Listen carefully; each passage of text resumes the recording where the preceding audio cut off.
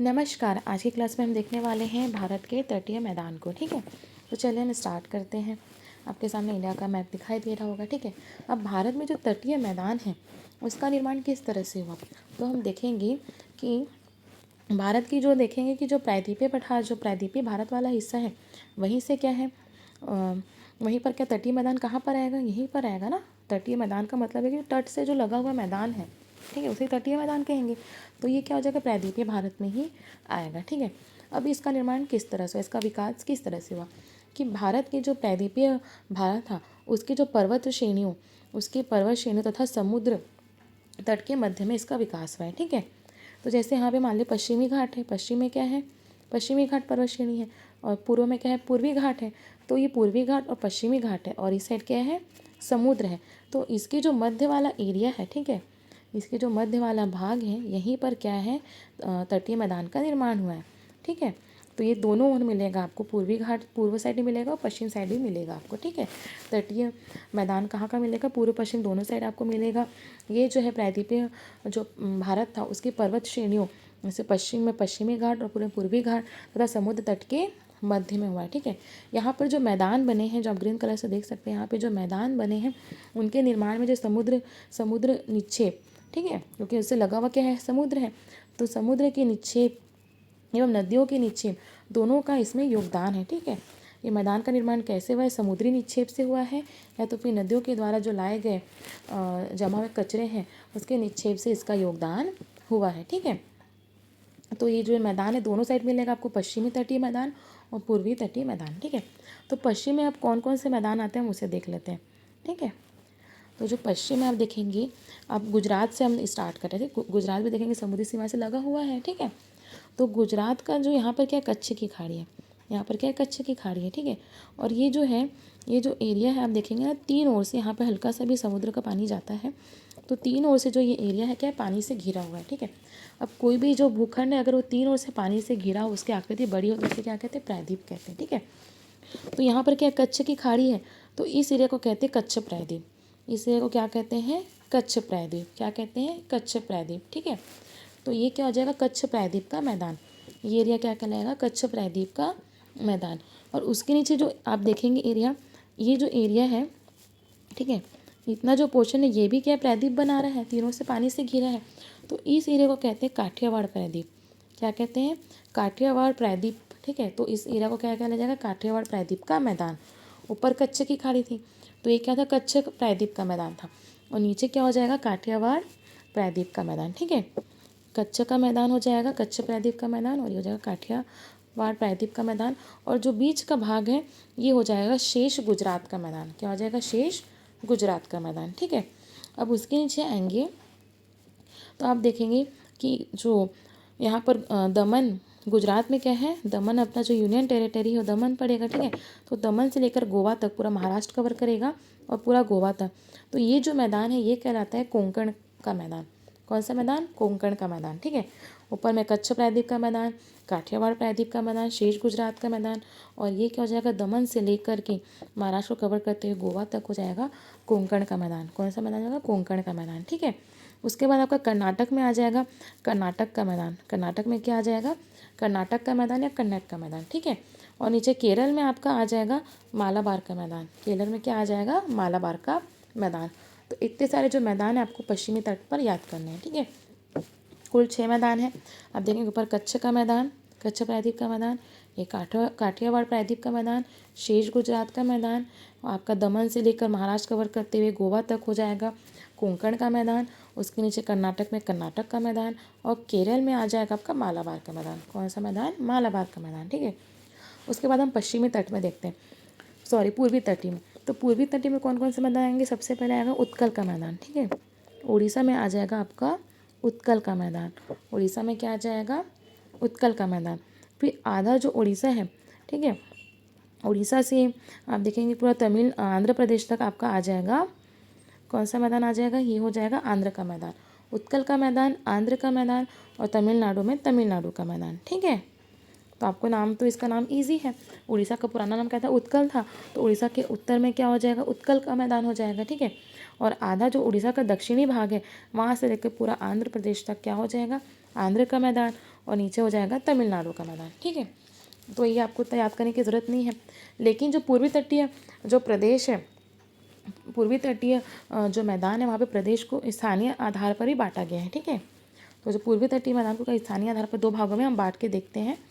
तो आपको ये 3 नाम तो पहले आपको याद रखना है, उत्कल का मैदान, फिर आंध्र प्रदेश का मैदान और तमिलनाडु का मैदान। इसके अतिरिक्त इसके 2 और भाग में इसको बांटा गया है। पहला है उत्तरी सरकार तट और कोरोमंडल तट। ठीक है, क्या है? उत्तरी सरकार तट और कोरोमंडल तट। तो जो उड़ीसा का दक्षिणी भाग है, ठीक है, उड़ीसा के दक्षिणी भाग के आंध्र प्रदेश का उत्तरी भाग तक। ठीक है, मतलब आप ये समझ लें कि उड़ीसा का हमको आधा भाग लेना है और आंध्र प्रदेश का आधा भाग लेना है। तो ये क्या कहलाता है?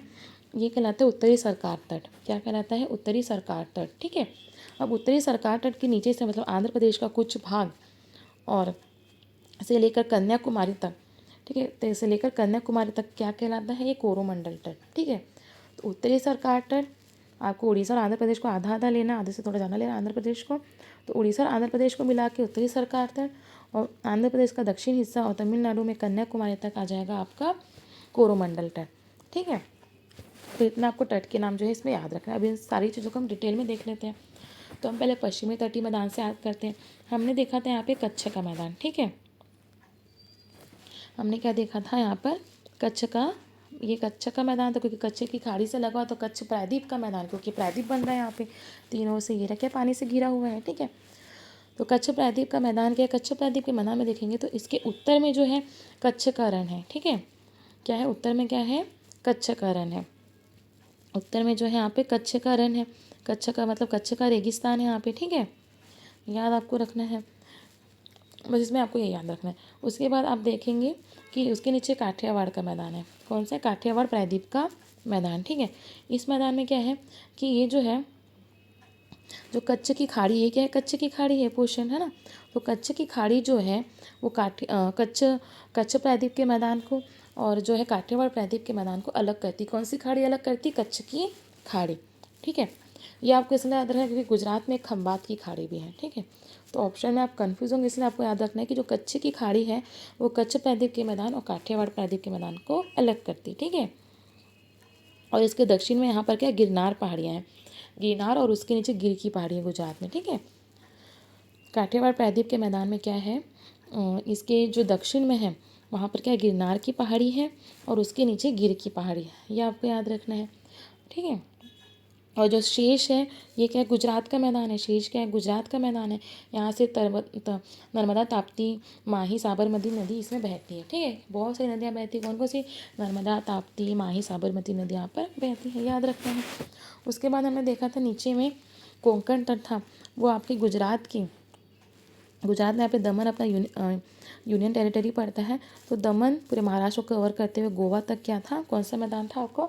कोंकण तट था। कोंकण का मैदान या उसी के तट को कोंकण तट भी बोलते हैं। ठीक है, ये क्या है? कोंकण का मैदान इतना एरिया, इसके तट वाले एरिया को क्या बोलेंगे? कोंकण तट बोलेंगे। फिर उसके नीचे आएंगे तो आपको मिलेगा कर्नाटक का मैदान, कर्नाटक या कन्नड़ का मैदान। ठीक है, तो ये जो पूरा कर्नाटक है इसमें हो जाएगा आपका कर्नाटक का मैदान, या तो फिर इसे ही कहते हैं कन्नड़ का मैदान। ठीक है, फिर उसके नीचे आपका आ जाएगा मालाबार तट। मालाबार तट आ जाएगा। मालाबार तट या मालाबार का मैदान, जो मैदानी उसको मालाबार का मैदान बोलेंगे, जो समुद्र से लगा है वो मालाबार तट कहलाएगा। ठीक है, तो ये कहाँ हो जाएगा? ये हो जाएगा आपका कर्नाटक के मैंगलोर। कर्नाटक में यहाँ पे मैंगलोर है, तो कर्नाटक के मैंगलोर से कन्याकुमारी तक इस मैदान का विस्तार है। ठीक है, कर्नाटक के मैंगलोर से कन्याकुमारी तक इसका विस्तार है। मालाबार जो तट है यहीं पर जो है वेम्बनाड झील पड़ेगा। ठीक है, क्या पड़ेगा? वेम्बनाड झील पड़ेगा। इसके अतिरिक्त यहाँ पे कई सारी झीलें हैं। जो वेम्बनाड झील है वो भी क्या है? एक लैगून झील है, तो ये आपको याद रखना है। ठीक है, उसके बाद हम जो है इसका पश्चिमी पूर्वी साइड देख लेते हैं। जो पूर्वी साइड, जो पूर्वी घाट वाला क्षेत्र है, ठीक है,